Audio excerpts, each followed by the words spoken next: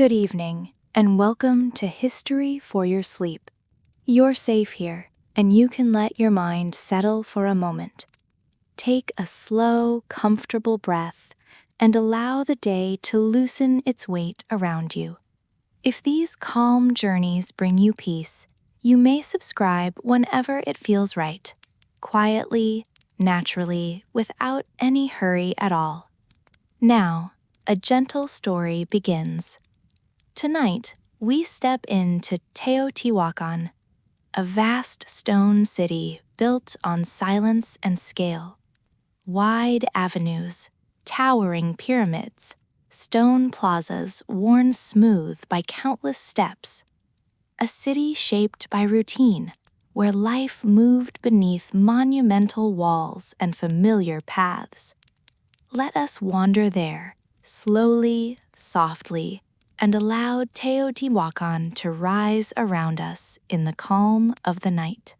After the introduction fades, the city does not announce itself with sound or ceremony. It begins to exist through temperature, light, and scale. The first thing you notice is the coolness of stone and plaster, surfaces that held the night inside them and now release it slowly into the early air. Dawn here is quiet, not because the city is empty, but because it has learned how to wake without disruption. Life resumes gently, without urgency. Ahead, a long, straight avenue stretches forward. It does not invite exploration so much as it instructs your body where to go. Each step feels guided, not by words, but by proportion and alignment. The city does not explain itself. It simply places you inside its logic. The Avenue of the Dead moves through Teotihuacan like a measured breath, wide, deliberate, unwavering. Even in these early hours, it already reveals something essential. Straight lines leave little room for hesitation. Repetition removes uncertainty. As you walk, platforms and terraces repeat with such consistency that direction stops being a choice and becomes habit. This is the city's first quiet control. Nothing forces you, nothing blocks you, and yet everything insists. Before long, it becomes clear that Teotihuacan does not require guards at every corner. Its design already teaches people how to move. As the light strengthens, life emerges not from temples or plazas, but from behind plain walls. Apartment compounds, not monuments, hold the city's true center. Most people begin their day inside shared courtyards rather than open streets. Doors open inward, not outward. This small architectural choice shapes daily experience more than any pyramid. Life turns toward the collective instead of the individual. The first sounds are familiar ones, repeated across generations. Stone grinds maize into flour. Fire is coaxed carefully so smoke does not thicken too fast. Ceramic vessels are lifted with practiced caution because they have broken before. These compounds hold dozens of people at once, extended families and work groups living side by side. Closeness creates warmth and cooperation. There is always someone nearby, always shared routine, always another pair of hands. But closeness also brings tension that never fully disappears. Voices travel easily across plaster walls. Arguments have nowhere private to fade. Even grief becomes something others sense before it is spoken. Privacy is thin here. Self-control becomes a survival skill. The morning feels calm, but it is a collective calm, maintained by restraint rather than solitude. Stepping back into the street, the city opens again into measured space. Order deepens rather than relaxes. Everything reinforces the same lesson. Movement is predictable, routes are familiar, deviation is noticeable. The grid does not confuse, it simplifies, and that simplicity is comforting in a city of this size, where tens of thousands move through the same corridors each day, guided by geometry instead of instruction. Yet clarity also creates exposure. Straight streets offer few places to disappear. Even early in the morning, there is awareness that the city sees you, not through eyes, but through alignment. Food becomes the quiet focus of the first hours. More than belief or authority, food binds bodies to routine. Maize, beans, squash, and chili are prepared the same way they always are. Deviation risks waste. Waste risks hunger. Grinding grain is slow and physically demanding, wearing down joints and muscles in ways no monument records. Survival here is not dramatic, it is mathematical, measured in portions, seasons, and effort. When harvests fail, anxiety begins long before hunger does. As sunlight reaches deeper into the courtyards, painted murals on interior walls begin to glow in reds and ochres. These images do more than decorate. They repeat symbols of water, fertility, and order so consistently that belief becomes background rather than choice. Children grow up surrounded by these images, learning what matters not through instruction but through constant presence. Even inside the home, power feels close, calm, and unquestioned. Beauty exists here, but it also teaches. By the time the city is fully awake, its tone has not changed. Teotihuacan does not shift suddenly from stillness to noise. Even at its busiest, movement remains controlled, predictable, measured. There are no named kings announcing themselves, no palaces dominating daily life, and yet authority is everywhere, embedded in walls, streets, and routines that guide behavior without visible force. The city does not shout its power, it demonstrates it quietly through repetition. Standing at dawn within this ordered space, it becomes clear that Teotihuacan was not designed simply to house people. It was designed to shape how they move, how they see one another, and how they understand their place within something larger than themselves.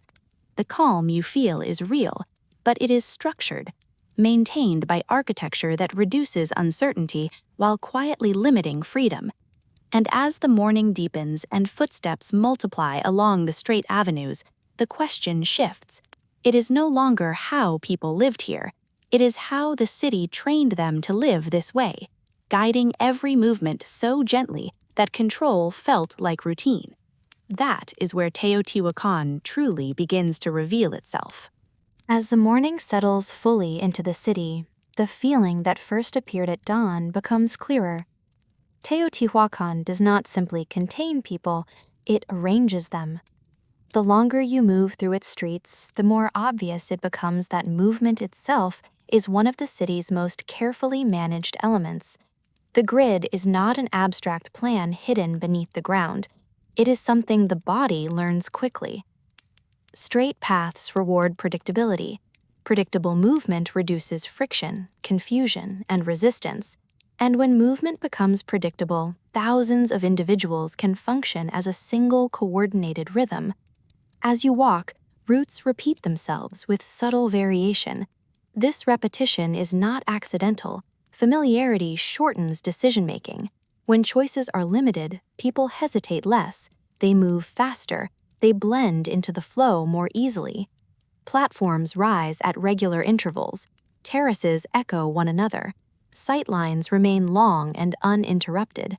Even without crowds, there is a sense of exposure, a quiet understanding that space here is meant to be shared, not hidden within. This is the second quiet hook of Teotihuacan. When everyone moves the same way, standing out becomes difficult, and over time, unnecessary. The Avenue of the Dead is not merely a ceremonial route reserved for festivals.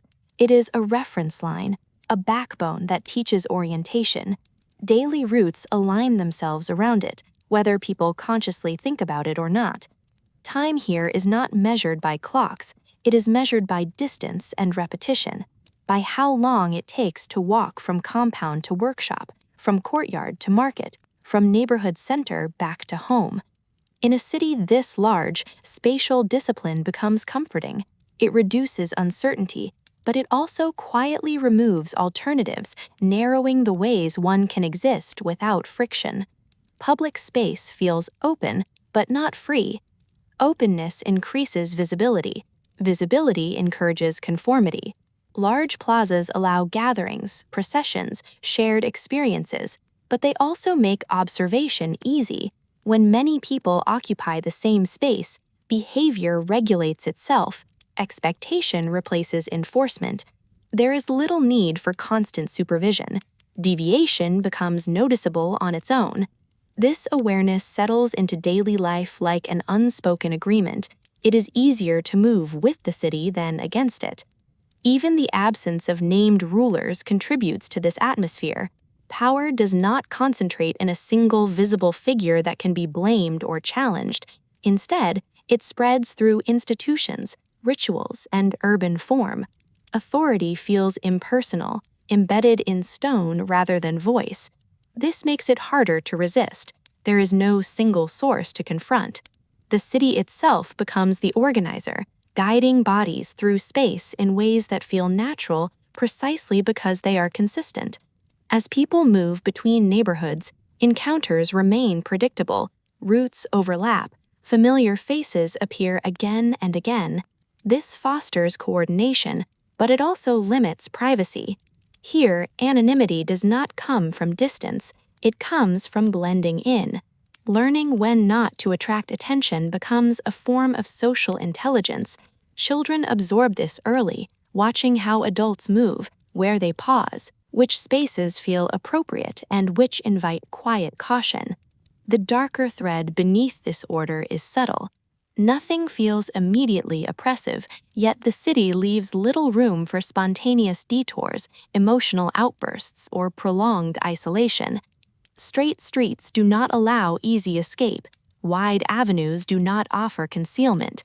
Over time, architecture shapes not only behavior, but thought, encouraging balance, restraint, and repetition as virtues.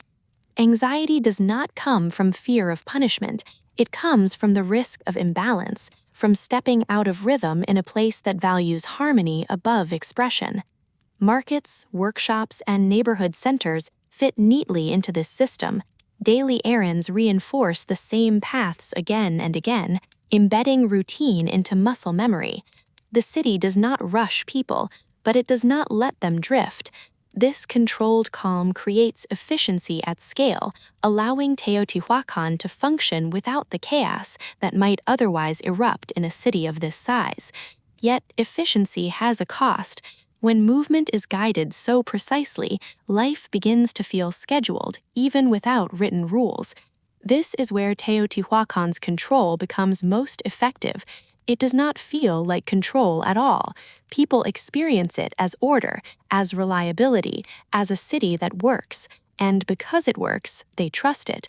Trust reduces resistance. Resistance fades into habit. Habit becomes culture. The city does not need to remind people how to live. The streets do it for them, every day without interruption. As the sun climbs higher and foot traffic increases, the grid continues to absorb movement quietly, turning individual paths into collective flow. By now, it is clear this is not a city designed around monuments alone. It is designed around the management of daily life itself. The calm you feel is real, but it is engineered, maintained by straight lines that guide bodies and expectations alike. And as people turn back toward their apartment compounds, carrying tools, goods, and water through the same familiar routes, focus shifts inward, away from public space, into enclosed courtyards. Because beyond controlled movement lies another kind of order, one shaped by shared walls, shared routines, and shared limits. That is where the city becomes more intimate and more fragile. After the long, straight streets and open plazas guide people back inward, daily life in Teotihuacan does not continue along avenues or monumental stairs. It folds inward. The true heart of the city is not public stone. It is the apartment compounds where most people spend nearly all of their lives. These compounds are not small houses clustered together. They are carefully built multi-room complexes organized around interior courtyards. They are designed to hold extended families, work groups, or tightly connected communities, sometimes dozens of people within a single enclosed block. Stepping inside one of these compounds, the city's sense of control does not disappear. It changes form. While the streets guided movement, the compound guides behavior. Doors face inward, not outward. Contact with the street is reduced. A collective interior world takes shape. one where daily routines are shared, observed, and quietly regulated by proximity alone. Life here is cooperative by necessity. Space is shared, resources are shared, time is shared. This creates efficiency, mutual support, and a sense of belonging that holds people together through routine rather than choice. Courtyards function as the center of activity. Cooking, working, resting, and conversation overlap throughout the day. This overlap becomes normal, shaping expectations from childhood onward. Children grow up surrounded by adults. They learn through observation rather than instruction. Skills, habits, and social boundaries are absorbed simply by being present. Elders remain part of daily life. Their authority is subtle but persistent, expressed through familiarity rather than command. The lighter side of this arrangement is stability. Food is prepared collectively. Labor is divided. Someone is always nearby. In a city where illness, injury, or hunger can strike without warning, this constant presence matters deeply. Survival depends less on individual strength than on group resilience. No one is completely alone. But the darker side settles quietly. Privacy inside these compounds is thin, negotiated moment by moment rather than guaranteed. Sounds travel easily across plastered walls. Arguments are rarely private. Grief has no sealed room. Stress lingers in shared air, accumulating through repetition rather than explosion. There is little space to retreat when emotions rise. This forces restraint because emotional excess disrupts not only oneself, but everyone nearby. Architecture reinforces this restraint. Small or absent windows keep interiors cool and secure, but also dim. Daily life depends on controlled light and shared schedules. Smoke from indoor hearths drifts through rooms, settling into lungs over years. Fatigue becomes a background condition rather than a problem to solve.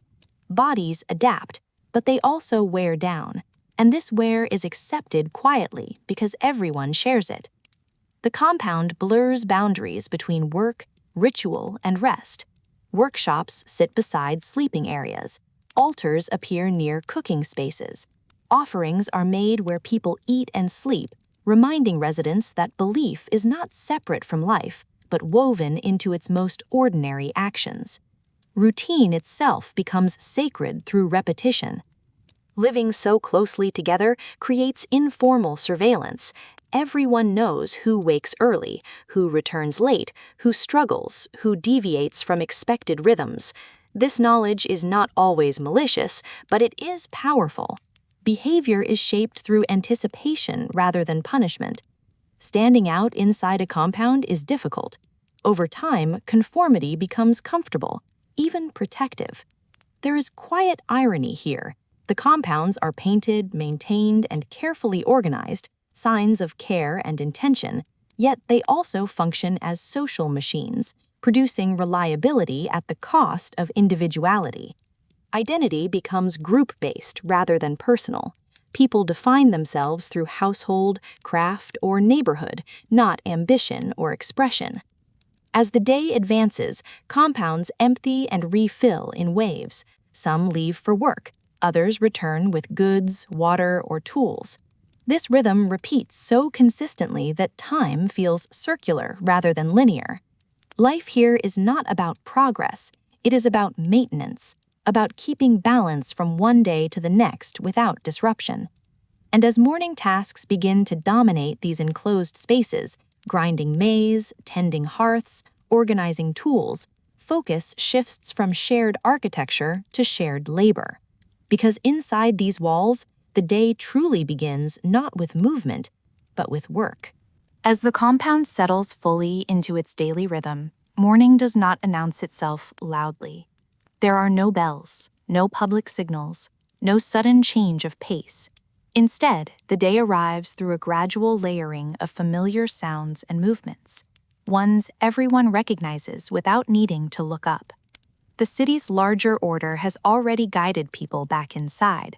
Now, within enclosed courtyards, life resumes through repetition rather than intention, as if the day simply continues from where it paused the night before. The first work of the morning is physical and unavoidable. Maize is ground on stone metates. The task is performed daily, often for hours, producing a steady scraping sound that echoes softly across plaster walls. This labor is learned early and repeated endlessly. It sustains the household, and it wears down bodies. Hands, shoulders, even teeth change shape over time, slowly and without recognition. The rhythm is calm, but not gentle. The body adapts because it must. Smoke rises from indoor hearths as fires are rekindled. Warmth fills the rooms, along with a haze that lingers longer than comfort would suggest. Ventilation is limited. Over years, smoke settles into lungs, becoming part of the cost of survival. No one comments on it. Discomfort here is not dramatic enough to interrupt routine. Routine always takes priority. Children wake nearby, rubbing their eyes, stepping carefully around tools and cooking spaces. They learn where to move without being told. Morning inside the compound is crowded but not chaotic. People know where to stand, when to wait, when to move aside. Shared space requires constant negotiation, and over time, this negotiation becomes instinctive. Water is brought in ceramic vessels, carried carefully to avoid waste. Every step matters. Cleaning follows cooking. Plaster floors are swept. Ash is cleared. The courtyard is resent for the next cycle of activity.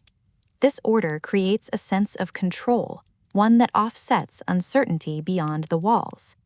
There is comfort in repetition. Predictability reduces anxiety. Known tasks make people feel useful, anchored to something that continues regardless of larger forces. Yet beneath this comfort lies fatigue that never fully lifts. The work does not change. Rest is brief and functional, not restorative. The body learns to conserve energy, to move efficiently, to accept minor pain as normal. Privacy during these hours is nearly non-existent. Conversations overlap. Instructions are given without softness. Small tensions surface and dissolve quickly because lingering conflict disrupts the group. Emotional restraint is practiced not through philosophy, but through necessity. Expression is moderated to maintain flow. Over time, this quiet discipline shapes personality, encouraging patience, endurance, and silence when needed. Ritual appears seamlessly within routine. Small offerings are placed near household altars. Incense burns briefly. Gestures are careful, practiced, and unremarkable. Belief does not interrupt the morning, it stabilizes it.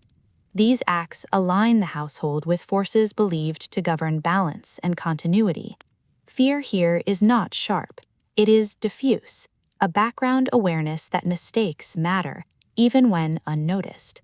The darker thread of the morning lies in its physical cost. Grinding, carrying, breathing smoke, standing for long periods. Strain accumulates quietly. Injury, when it happens, disrupts not only the individual, but the household's rhythm. Labor is shared. Absence is felt immediately. There is little margin for recovery. The day continues regardless. Adaptation becomes the default response to pain. Children absorb all of this without commentary. They learn what adulthood looks like by watching, by repeating motions with smaller tools, by internalizing expectations before understanding them. Morning teaches them that life is structured, cooperative, and demanding, and that belonging requires contribution rather than expression. As the sun climbs higher in the sky, the compound grows warmer and busier. Morning tasks blend into preparation for the rest of the day. Tools are gathered, food is portioned, plans are not discussed at length because they are already known. The household prepares not for abundance, but for continuity, measuring effort against survival rather than satisfaction. And as attention turns toward food, how much there is, how long it will last, and how it will be shared, the calm routine of the morning gives way to quieter calculation. because beyond preparation lies the question that shapes every day in Teotihuacan: whether what is available will be enough. As the morning work inside the compound settles into a steady rhythm, attention shifts naturally toward food, not as pleasure, not as comfort, but as calculation. In Teotihuacan, eating is never separate from planning, and planning is never separate from fear of shortage. Meals are built around maize, ground daily into dough that becomes tortillas, or simple porridges. Beans, squash, chili, and amaranth complete the diet. It is reliable but limited, enough to sustain life, not enough to absorb mistakes. Food preparation is repetitive and time-consuming. Constant labor is required simply to keep balance from one day to the next. Grinding maize is not symbolic, it is necessary. Over years, it shapes bodies and teeth, as stone grit wears enamel down and turns eating itself into a reminder of effort already spent. Cooking happens indoors over open hearths. Smoke fills rooms and settles into hair, clothing, and lungs. Nourishment comes with a cost that cannot be separated from survival. Meals are eaten communally, shared on woven mats or low surfaces. Portions follow unspoken rules shaped by age, labor, and need. There is comfort in shared food because it reinforces belonging. But there is also awareness. Everyone can see how much remains. Storage is limited. Excess is rare. Every bowl reflects yesterday's work and tomorrow's uncertainty. Eating becomes routine rather than pleasure, a necessary pause, not a highlight. Meat exists, but rarely. Turkey, dog, and small game appear occasionally, often tied to ritual or special circumstances. This rarity reinforces hierarchy quietly. Access to varied food reflects position within the city's economic web. For most households, protein is scarce. Hunger is not dramatic starvation, it is an edge, a subtle reduction of energy. It shapes endurance rather than collapse. Seasonal change deepens this tension. Good harvests bring temporary relief. Bad seasons introduce ration thinking into daily life. Portions are adjusted, meals delayed. Communal sharing becomes more important. Hunger does not arrive suddenly, it grows slowly, changing habits before it changes bodies. This gradual pressure becomes part of the mental landscape, influencing how people work, rest, and interact. Children learn this math early.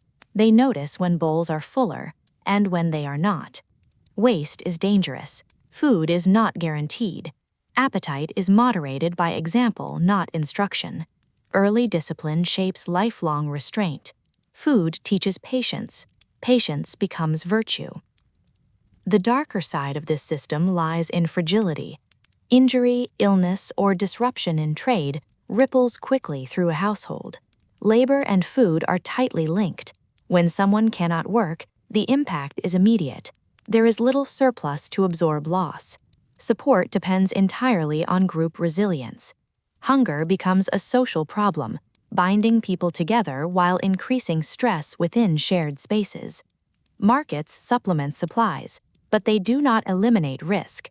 Exchange is regular, but access depends on goods, labor, and relationships. Trade introduces variety, but also dependence. Shortages travel just as efficiently as abundance. Stability feels earned, never guaranteed. Ritual intersects with food quietly. Offerings remove small portions from already limited supplies. Survival depends not only on labor, but on balance with unseen forces. Refusing to participate is unthinkable. Food is scarce. Angering gods feels more dangerous than giving. Over time, constant calculation shapes psychology. Satisfaction is measured not by fullness, but by continuity.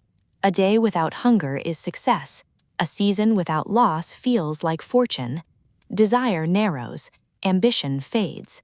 Maintenance becomes the goal. As the day progresses and meals are finished, attention turns again to work. Food is not an endpoint, it is fuel. Eating marks transition, carrying people into long hours ahead, where effort replenishes what has already been consumed. And as hunger recedes temporarily, another demand takes its place. Because beyond food lies the labor that sustains it, the repetitive crafts and physical work that keep the city alive, even when they leave little visible trace. But when the brief pause of eating ends, work resumes without ceremony. In Teotihuacan, labor does not begin or end clearly. It continues. Day after day, it folds back into itself. There are no bells to announce shifts, no clear boundary between effort and rest, only the quiet return of hands to familiar motions the body already knows too well. Most work inside the city does not look important from a distance. It is not monumental, not ceremonial, not carved in stone. It happens close to the ground, inside rooms and courtyards, beside walls that will never bear names. Obsidian blades are shaped again and again. Their sharp edges are essential for cutting food, hides, fibers, flesh. Pottery is formed, fired, repaired, and replaced in an endless cycle of use and breakage.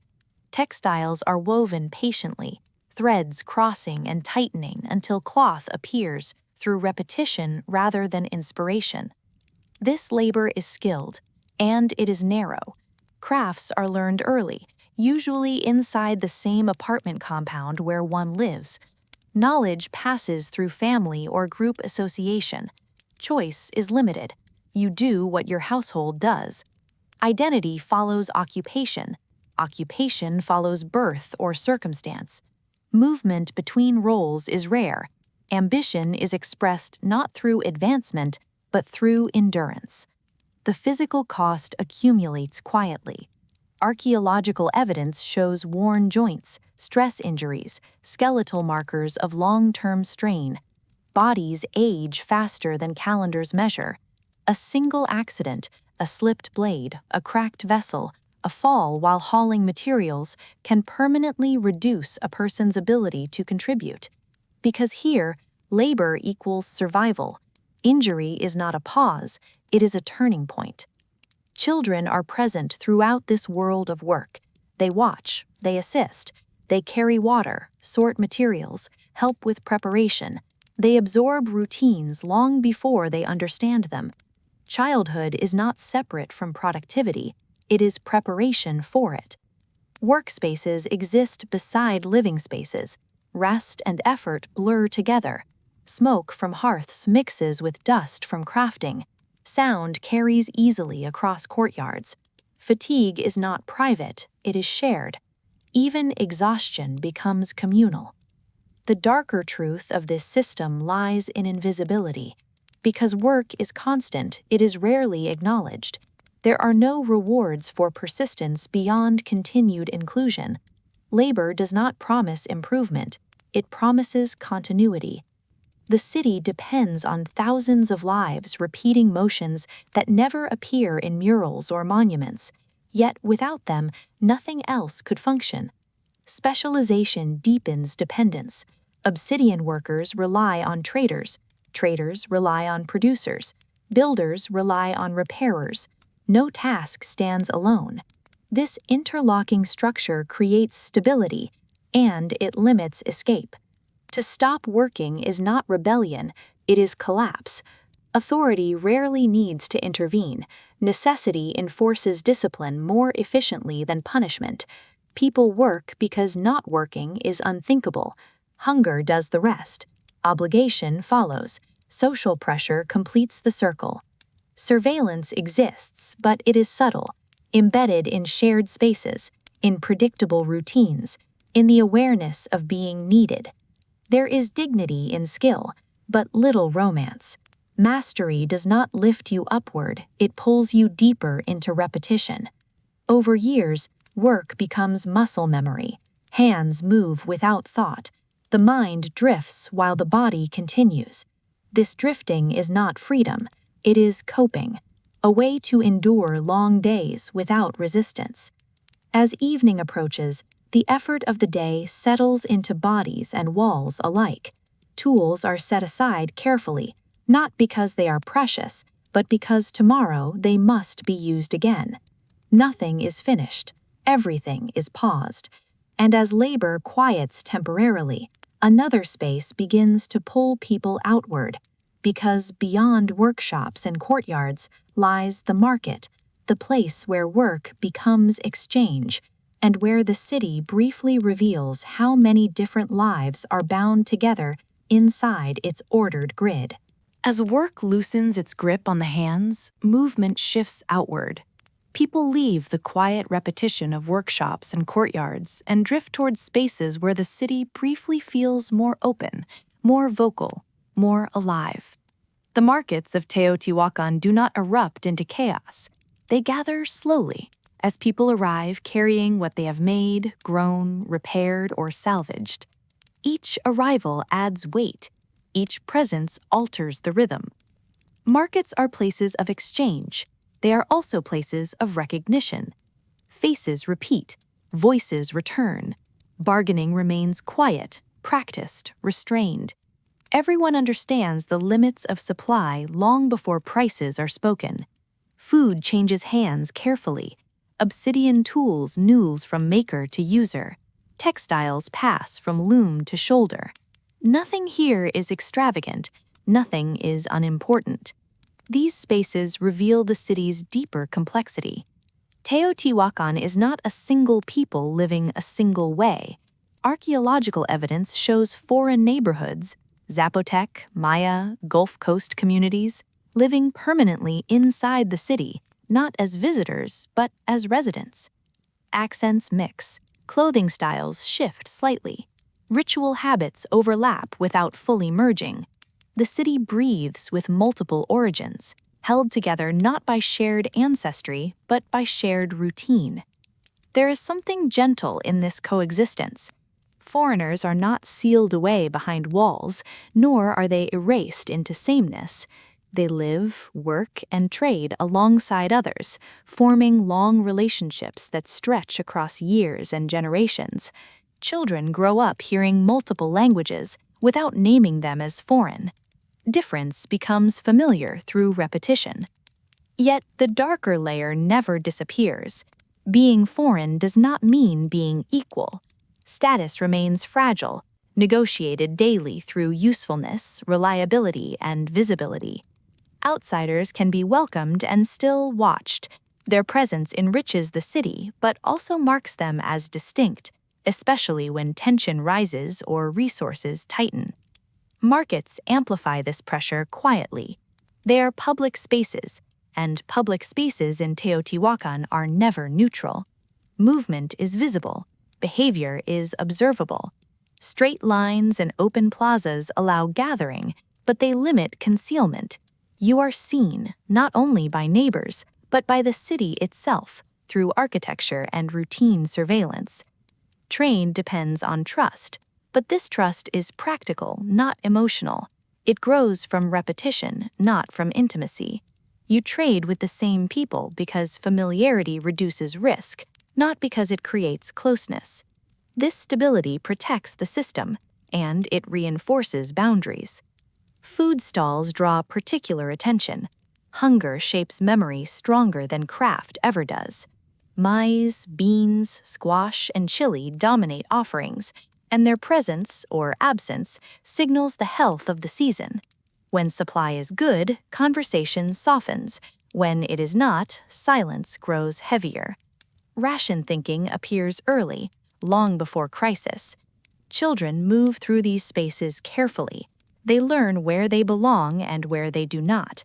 They watch how adults speak, who stands closer to whom, and which paths feel safe. Markets teach without instruction. They teach order through movement and belonging through proximity. Despite surface calm, anxiety moves beneath. Theft, conflict, resentment exist, but rarely erupt. Instead, they settle into watchfulness. People read tone, posture, crowd density. Survival depends on attention. As the day progresses, exchanges slow. Goods are packed away, voices lower. People drift back toward their compounds, carrying what they managed to secure. Markets dissolve not with closure, but with exhaustion. What remains is connection layered with restraint, a reminder that this city is many lives overlapping without fully merging, held together by trade, routine, and quiet negotiation. And as people return inward, away from open space and back into painted rooms, another presence becomes more noticeable. Because even inside private walls, the city continues to speak, not through voices, but through images that watch silently from the plaster itself. As people withdraw from the open exposure of the market and move back inward, into the quieter geometry of apartment compounds, the city does not release them. It follows. It settles inside rooms through color, symbol, and repetition. In Teotihuacan, walls are not empty. They speak softly, constantly, without interruption. Murals appear not only in ceremonial buildings, but inside ordinary residential compounds, painted across plastered walls that families pass every day. Reds, ochres, creams, muted greens catch the light differently as hours move on, glowing faintly in the morning, deepening near firelight at night. These images are not decoration. They are instruction. They are atmosphere. They are reassurance, folded into daily movement. Figures and symbols repeat across neighborhoods: water flowing, plants blooming, ordered motion, divine presences that promise balance if respected. Living beside them means growing up inside a visual language that never argues, never explains, and never leaves. Children absorb meaning before words exist. Adults move through routines framed by reminders of how the world is supposed to work. There is comfort here. Murals bring beauty into enclosed spaces where light is limited and movement is repetitive. They soften stone and plaster. They make rooms feel less purely functional. Layers are repainted over generations, allowing households to feel anchored in time rather than drifting. But this beauty carries weight. Murals do not invite interpretation. They present order as fact. They do not show choice. They show flow, hierarchy, cosmic balance already decided. The home becomes an extension of the city's ideology. Private space turns into reinforcement, not escape. This is where control becomes almost invisible. No guard stands in the courtyard. No voice commands obedience. The walls remind, patiently, repeatedly. Over time, instruction becomes habit. Habit becomes nature. The darker truth is not fear. It is normalization. When symbols of power and belief surround daily life, questioning feels unnecessary, even unnatural. The city does not demand belief loudly. It lets belief settle quietly into routine. Resistance becomes rare, not because it is punished immediately, but because it feels out of place. Murals also erase individuality. They do not depict specific families. They do not name people. They show types, forces, cycles. Personal stories dissolve into shared imagery. Meaning exists only insofar as life fits the pattern. At night, when lamps flicker and shadows stretch across painted forms, the images seem almost to move, not dramatically, subtly, as if reminding viewers that order does not sleep. Even rest happens under watchful symbols. For some, these images reassure. For others, they quietly narrow the mental space where alternatives could exist. Either way, they shape thought without addressing thought directly. The apartment compound becomes more than shelter. It becomes a training ground where belief is lived, not taught. The city does not end at the door. It continues inward through color and symbol into perception itself. And as painted walls guide thought and behavior inside the home, another force works just as steadily beyond them: the daily negotiation between cleanliness, water, and health, where routine care constantly struggles against unseen risk. As the painted walls continue their silent work of shaping thought and behavior, another rhythm unfolds just as persistently. It leaves far fewer traces, in color or stone. It is the daily effort to keep bodies and spaces functioning in a city where health is fragile, water is precious, and cleanliness is never fully secure. Water in Teotihuacan does not arrive effortlessly. It must be carried, stored, shared, protected. People move through courtyards and corridors balancing ceramic vessels, repeating paths so often that the ground itself seems to remember their steps. Wells and water sources anchor routines. They dictate when washing happens, when cooking begins, and how much can be spared for anything beyond survival. Sweeping patios, rinsing tools, washing hands. These acts are small, repetitive, and rarely noticed, yet they form a quiet defense against discomfort and sickness. Cleanliness here is practical, not ideal. It aims to reduce risk, not eliminate it. Dust settles again almost immediately. Smoke clings to walls and lungs. Insects return no matter how often water is poured. The architecture of apartment compounds helps and hinders at the same time. Enclosed courtyards allow some control over waste and water use, but shared living also concentrates danger. Smoke from indoor hearths accumulates. Damp plaster after rain becomes a breeding ground for insects. Sounds, smells, and germs travel easily between rooms. Health exists on a narrow margin. Archaeological evidence shows widespread signs of malnutrition, dental wear from stone-ground maize, and stress-related conditions that point to lives spent under constant physical strain. Illness is not dramatic. It is gradual. It creeps into joints, teeth, and breath. Many people carry pain as a background condition rather than an event. Medical knowledge relies heavily on herbal remedies and ritual understanding. Treatments offer comfort and hope, but their effectiveness is limited. Infection can turn minor injuries into serious threats. Child mortality remains high. Old age is rare enough to feel exceptional. The darker truth lies in how normalized this vulnerability becomes. Sickness is expected. Loss is familiar. Care happens within the household, quietly and without spectacle. There are no public hospitals for ordinary people, no separation between the sick and the healthy beyond what space allows. Recovery and decline unfold side by side with daily tasks. Cleanliness is also moralized. Disorder, dirt, and illness can be interpreted as imbalance rather than accident. This reinforces careful behavior, but it also deepens anxiety. People live as if mistakes carry consequences beyond the body, affecting family, compound, and even cosmic harmony. Children learn early how to navigate these risks.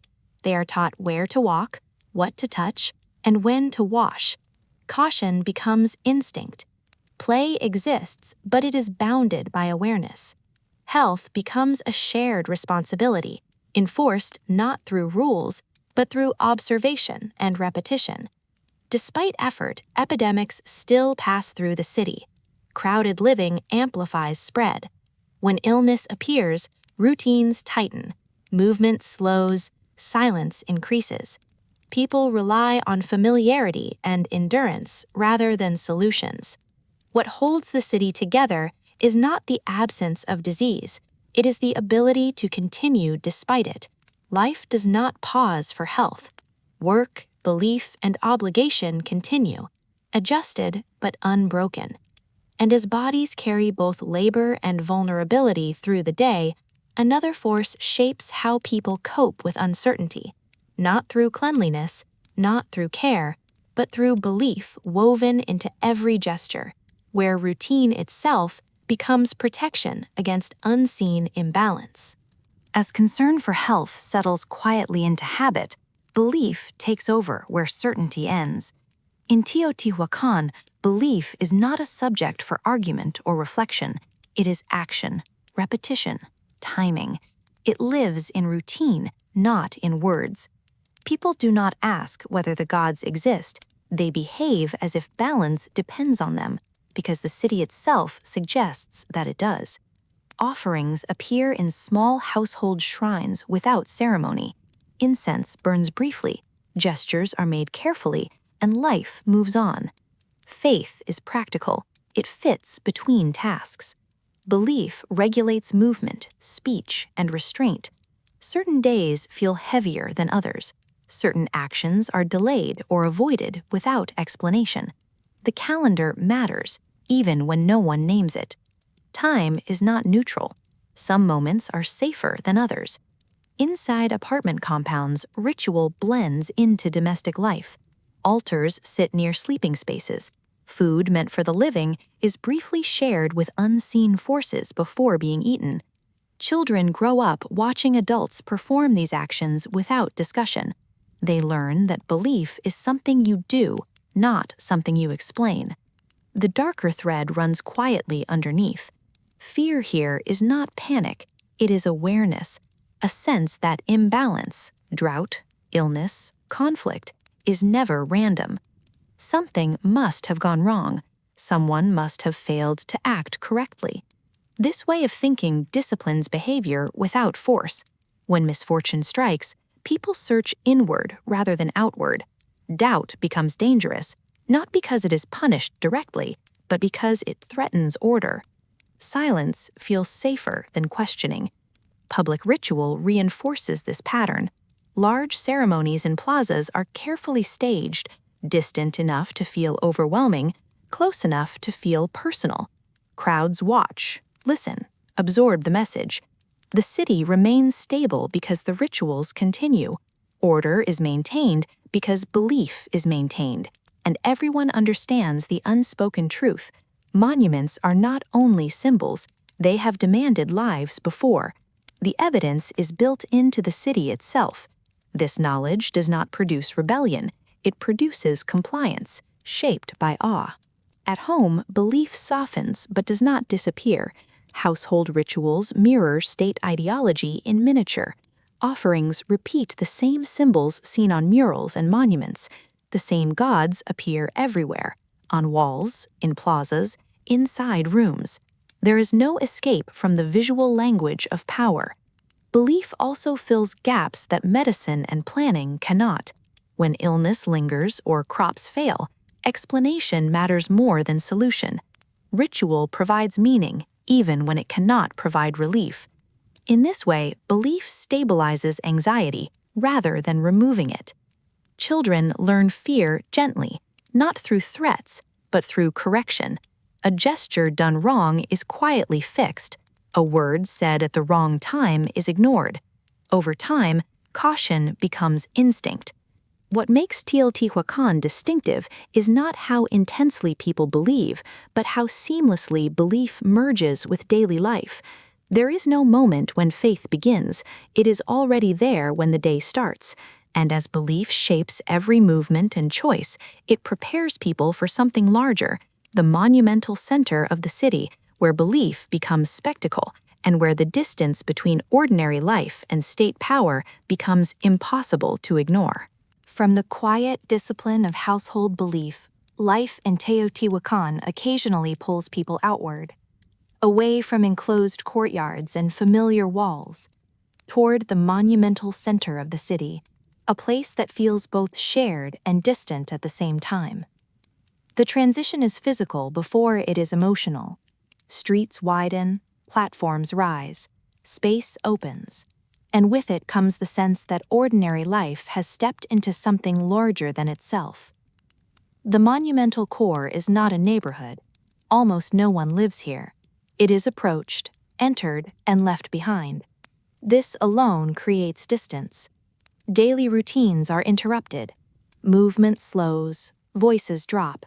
People arrive not as individuals, but as part of a mass. Plazas are designed to hold crowds, and they do. Hundreds, sometimes thousands, stand together on hard surfaces beneath open sky. Stone surrounds them. It reflects sound, it reflects scale. From within the crowd, no single face matters. From above, the crowd itself becomes the subject. Light behaves differently here. The sun feels harsher on exposed stone. Shadows stretch sharply along platforms and stairways. Murals and carvings loom above eye level, reminding everyone that this space was not built for comfort, but for presence. Ritual unfolds at a distance. Most people do not touch the central actions. They watch, they listen, they wait. The design ensures that attention moves in one direction, toward raised spaces and controlled focal points. Authority is not shouted, it is elevated. The lighter side of these gatherings is the sense of shared identity. People from different neighborhoods, different trades, different backgrounds stand together, witnessing the same ceremonies. For a moment, the city feels unified. Movement, sound, and stillness align. The scale of the city becomes visible in human form. But the darker current is never far beneath the surface. Everyone knows that these monuments were consecrated with real lives. Sacrificial deposits beneath major structures are not rumors. They are part of the city's memory, reinforced by repetition and silence rather than explanation. This knowledge changes how people stand in crowds. Awe blends with restraint. Excitement remains muted. No one pushes forward unnecessarily. No one treats the space lightly. The stones beneath their feet are understood to be heavy with meaning. The ritual calendar dictates when these gatherings occur. People reorganize work, food preparation, and rest around these moments. Attendance is not optional in spirit, even if not enforced in person. Absence is noticed. Sound carries far in the monumental center. Chants, drums, ritual calls. They echo against stone, reaching even those at the edges. This shared sound binds the crowd together, but it also removes individuality. Everyone hears the same thing, at the same time, from the same source. Children experience these spaces differently. Lifted onto shoulders, they see crowds before they understand them. They feel the seriousness in adult bodies. They sense when silence matters.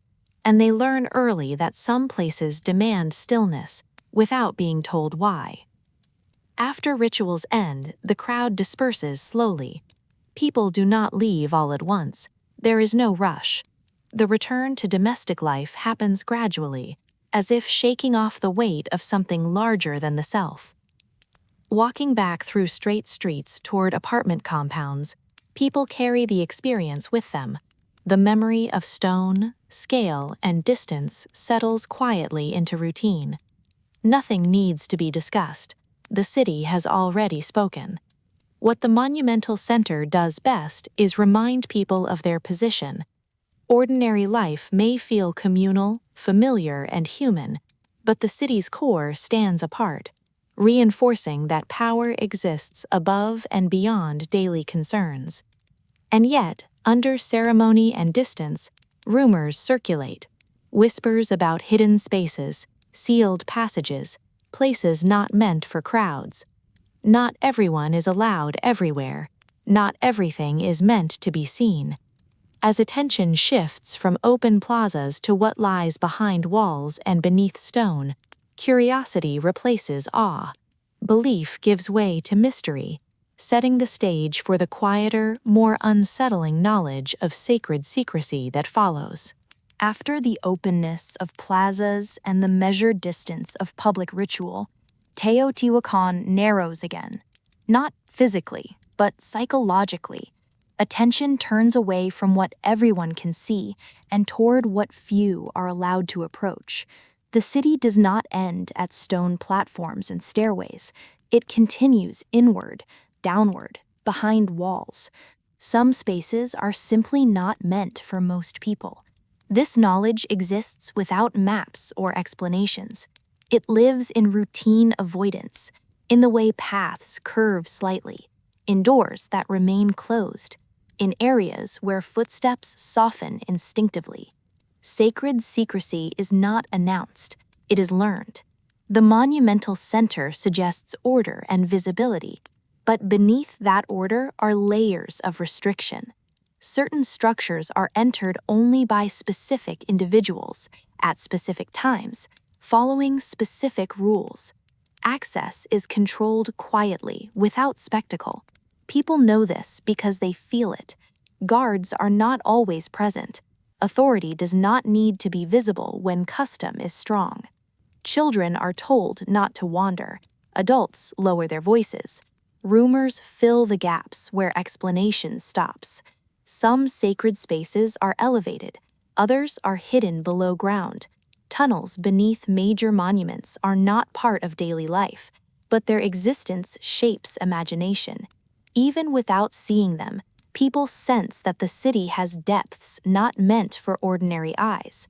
Rumor travels faster than certainty. Stories circulate. Sealed passages, offerings placed beyond reach, rituals conducted away from crowds. These stories are never confirmed, but they do not need to be. Their power lies in suggestion. Sacred secrecy reinforces hierarchy. If some knowledge is hidden, then some people must be trusted with it.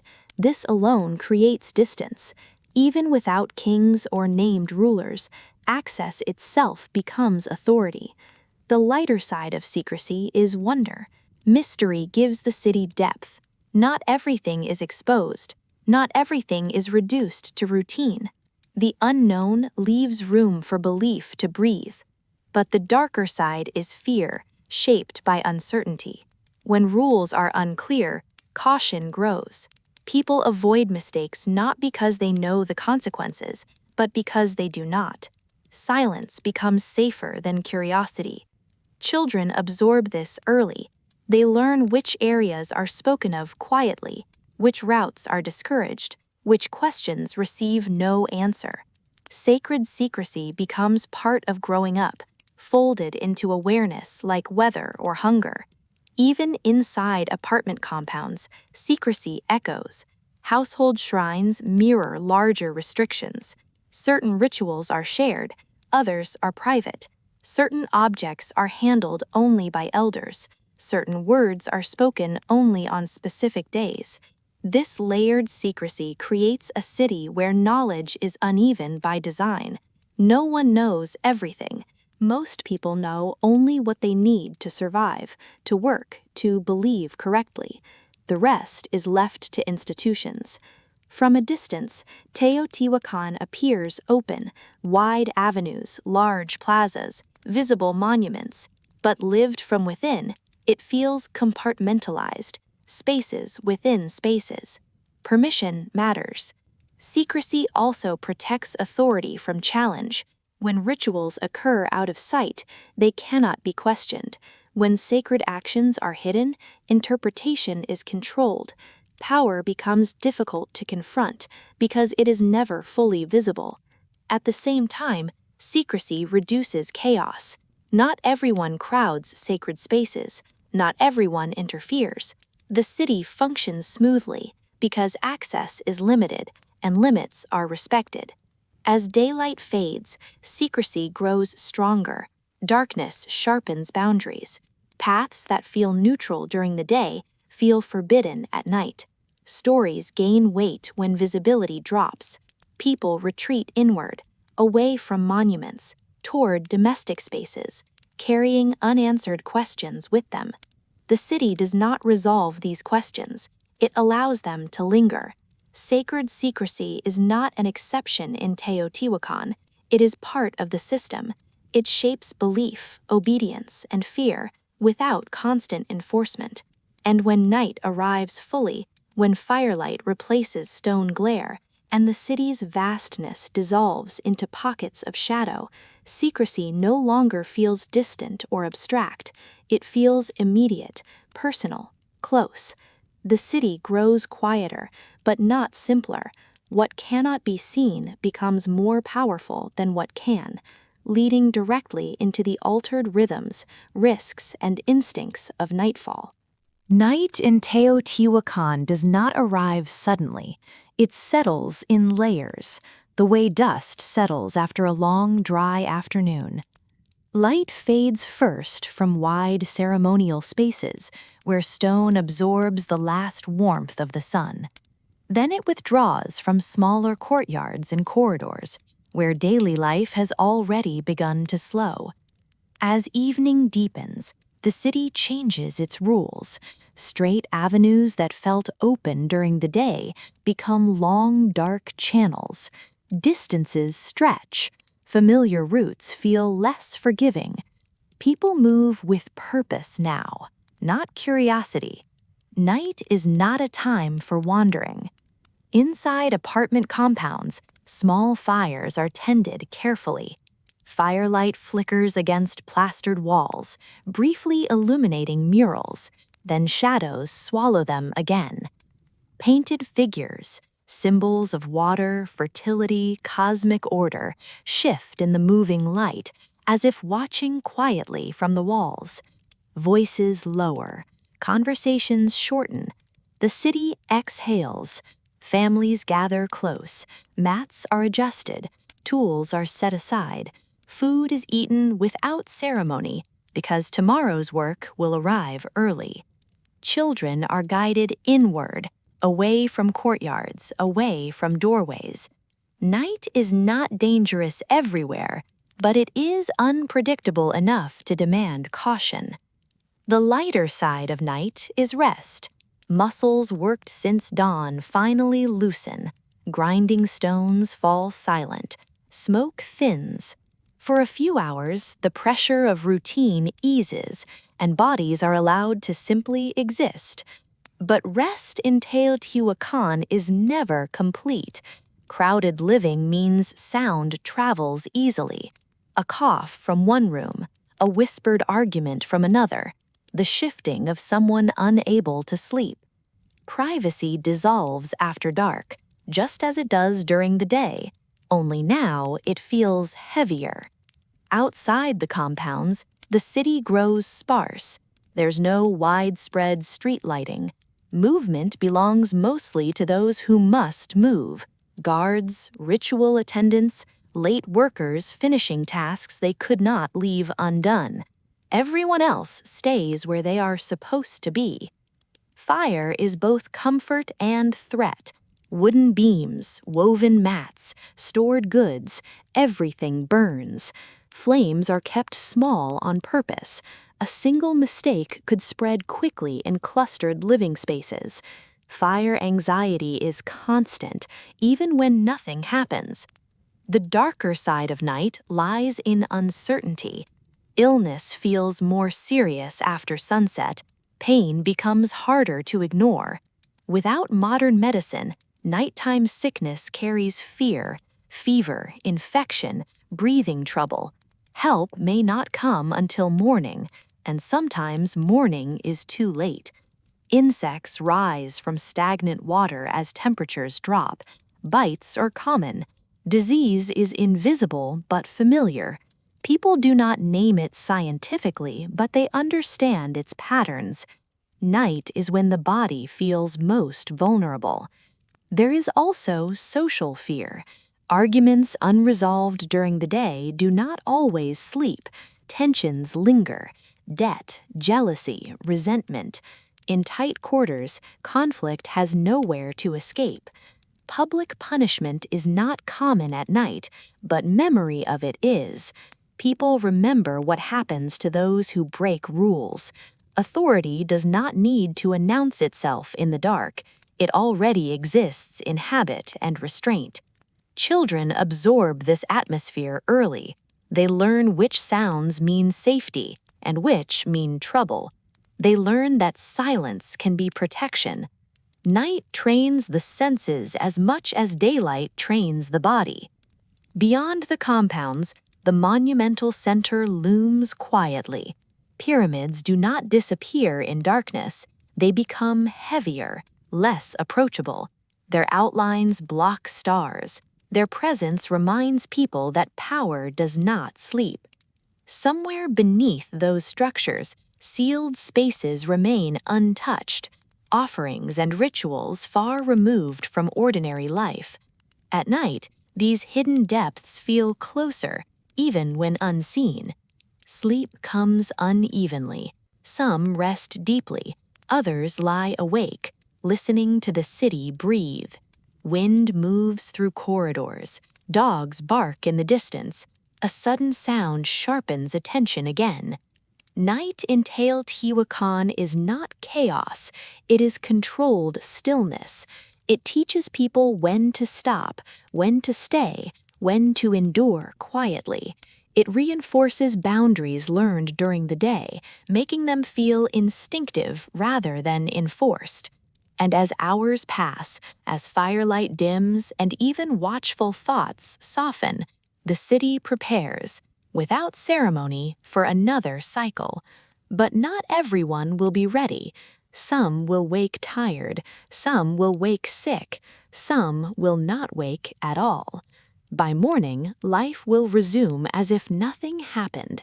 That is how Teotihuacan survives, by absorbing the night without changing its face.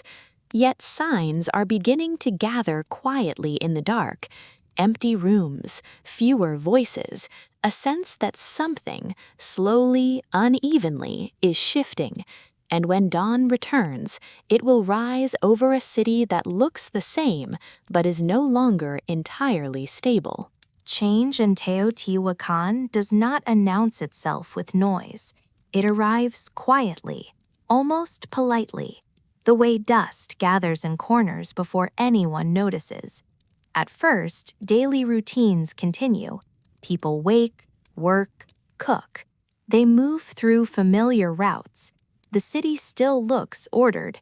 Streets remain straight. Compounds still stand. But something is thinning. Markets grow quieter before they empty. Fewer voices gather in shared courtyards. Some rooms remain dark even after sunrise, not because people are sleeping, but because no one lives there anymore. Absence becomes visible only after it repeats. The lighter side of this moment is adaptation. People are used to adjustment. They have lived through dry seasons, poor harvests, illness, loss. Families tighten inward. Work continues where it can. Life does not stop simply because conditions worsen. Yet beneath this calm, pressure accumulates. Food networks strain first. When distribution falters, meals change, portions shrink, storage jars empty faster. Hunger does not appear dramatically. It appears as calculation. People count days. They remember better years. They stop sharing as freely, not out of cruelty, but necessity. Labor becomes heavier at the worst possible time. Repairs still need to be done. Plaster still cracks. Roofs still demand care. But tired bodies have less margin. Injuries linger. Illness spreads more easily when strength is already low. The darker shift comes with fire. Archaeology shows that burning in Teotihuacan was not random, it was selective. Certain buildings, especially elite and administrative spaces, were damaged or destroyed, while other areas were left standing. This was not a single accident, it suggests intention. For ordinary residents, fire changes everything. Smoke travels far. It alarms before flames arrive. The smell alone carries fear. People do not ask philosophical questions when they smell burning plaster and wood. They move. They protect children. They grab what they can carry. Fires erase more than buildings. They erase certainty. When a place that once felt permanent burns, routines lose authority. People stop trusting tomorrow to look like yesterday. The rules that once guided movement begin to weaken, not because people reject them, but because the environment no longer supports them. Crowds gather, then scatter. Some leave early, others wait too long, hoping stability will return. The city does not collapse all at once, it frays. The lighter interpretation is reform. Some may have believed destruction could reset order, remove corrupted structures, realign the city with cosmic balance. In a world where ritual and power are deeply connected, Burning can feel symbolic as well as practical, but symbolism does not protect families. For those living in apartment compounds, loss is intimate. Murals flake and blacken, storage spaces vanish, shared courtyards become unsafe. When one family leaves, the compound's balance shifts. When several leave, the system breaks.